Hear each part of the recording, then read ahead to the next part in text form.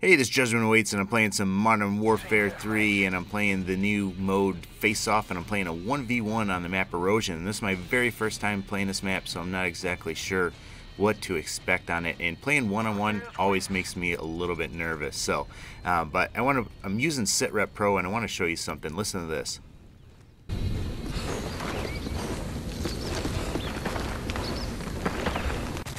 I don't know how well you could hear that, but I could really hear his footsteps. You know, I have a headset on when I'm normally playing this, so it's going to come through loud and clear.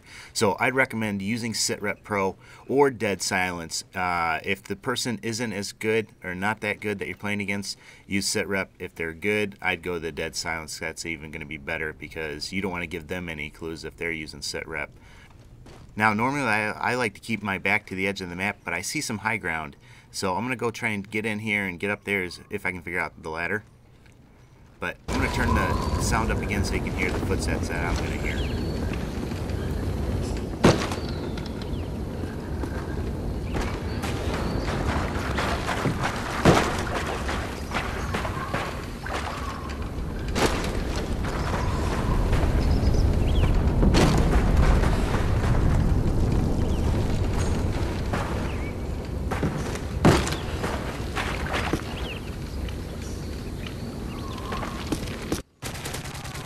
So hopefully you could hear that. You know, I can hear what they're walking on. You know, when they're walking in the water, you can make that out. So, you know, definitely a good headset. You want to have that, and SitRep Pro is going to be a big advantage. Now I'm running Scavenger for my first perk. I'm not going to use Blind Eye. I like to use that just in case they call something out. But this is a 1v1, so I'm going to know if, you know, I'm getting killed a lot or anything like that.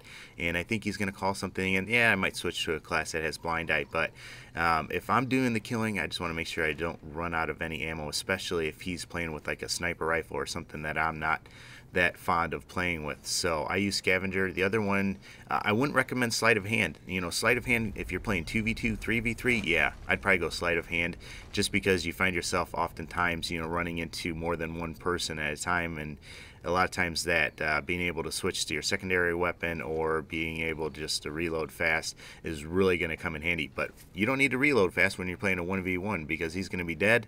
As soon as you kill him, you reload. And I'm using Hardline for my number 2 perk. Now, I don't use Assassin because, you know, I don't plan on this person being able to put up a whole lot, you know, especially if I can keep taking them out. But I have that class set up in reserve. I have a Blind Eye Assassin class just in case, you know, he starts really handing it to me. And I've got Dead Silence on it. That way, you know, I'm not going to show up, and hopefully it'll give me the upper hand to get back. But I don't seem to have that problem with this match. As far as weapons, you know, I like the ACR just because I can get a little bit more distance than an SMG. But, you know, SMGs, boy, they're just killer. And even shotguns. If you're going to playing a really tight map with a lot of areas to move in and out of, you know, I'd go with the SMG or the shotgun. But if you got a little bit of area and you have these high ground areas that you can hold and kind of, you know, wait for them and play a little bit more tactical, then I'd go the AR route. That's just me, though, personally. You know what you play best with, and use what works for you. Now, because this is my normal core setup, I have a silencer and a red dot on it. You don't need a silencer when you're playing 1v1. You know, kill them and move. And, you know, who cares if you show up? You're just going to be moving anyways. So, no need to put a silencer on this when you're playing 1v1. If you're playing 2v2, 3v3, yeah, there's some definite advantages from a silencer that you could be using. So as far as Killstreaks, now once again, this is my normal core setup. So I've got, you know, Predator missile, attack helicopter, and then I think I have the A6 Overwatch or something like that. Sometimes we run the AC-130.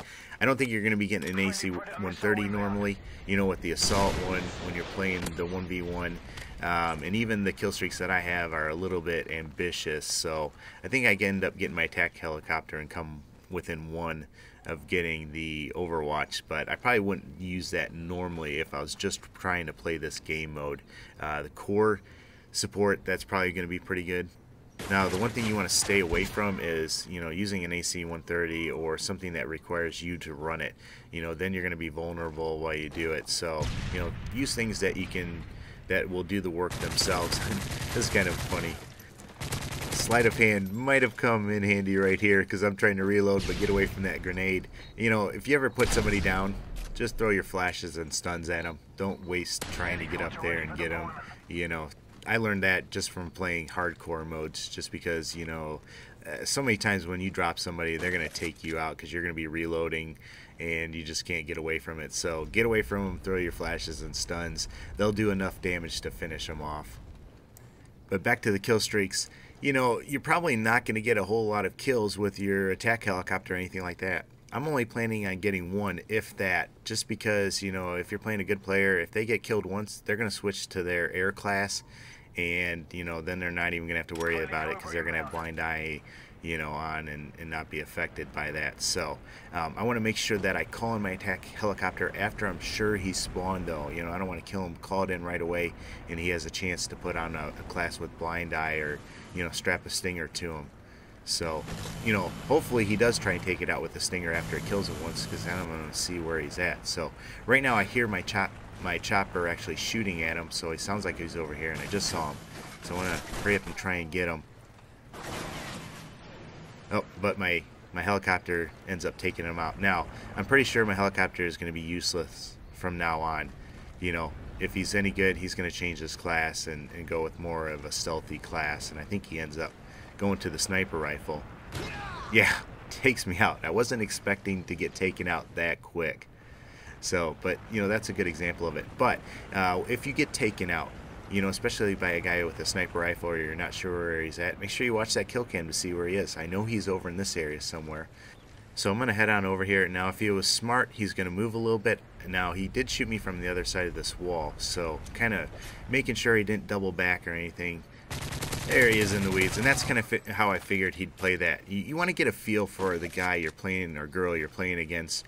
You know, if they're going to be running and gunning hard at you, I would take a more, you know, a slower approach and wait on them. If they're going to be hiding and camping on you, then you really just have to be very tactical and methodical in your moving and checking corners and everything like that. So, you know, oh, and I just saw him run out over there.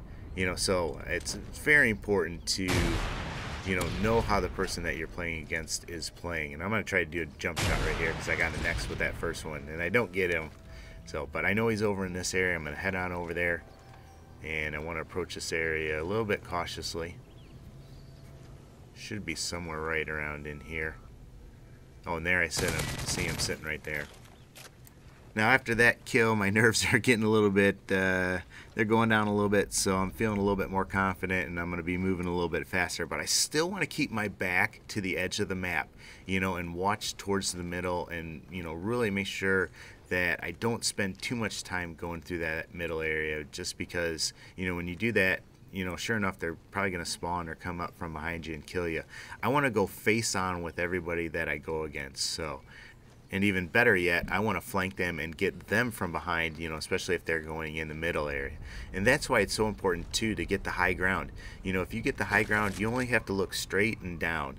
Otherwise, if you're not in the high ground, you have to look not only, you know, at straight and down, but you also have to look at up. So you want to eliminate as many, you know, areas to look as possible so you can really focus in on and try to find them. And there I just saw him running out over there. So I think he ends up getting me here, though. It looked like he was carrying a missile launcher, so I want to be really careful. And there he is. Yeah, he gets me. So I don't know if he pulled that out because I shot the RPGs at him, but now I know this is going to be kind of fun and we're going to have some fun, so I'm going to try and RPG him back. And the best way to do that is try to get the high ground, see where he's at. Now, he was making his way around the outside, so I think he's going to be coming around right in this area. Sure enough, there he is. You know, people tend to go in patterns, so just watch out for that.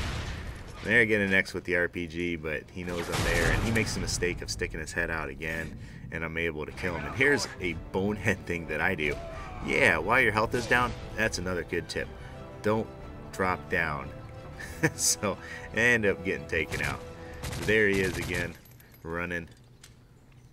I'm going to try and put an RPG in over there. No luck. So I'm going to move, try a different approach, and I think he's down in here. I'm kind of watching that top window as well. I want to get to the side so I'm not right out in the open. And I'm just trying to be patient. There he is. But time's almost up. I'm up 11-3. You know, I don't have to worry about losing this. So I'm just going to try and find him and kill him one more time. Should have been 11-2 if I would have been smart enough not to jump out of that dumb window and kill myself. But hope you like this. If you got any questions on this, let me know. And hopefully I can get this guy one more time. I don't remember if I do or not. Make sure you try this game out. If you're like me, it's going to get your blood pumping and get you excited. And bring a buddy along, you know. Now it's great. You can play, you know, 2 and 3 on each other. Give it a try, though. The only downside to this is if you do really well, the person ends up just backing out halfway through the game. So it's kind of annoying. But other than that, pretty fun. As always, though, take care and God bless.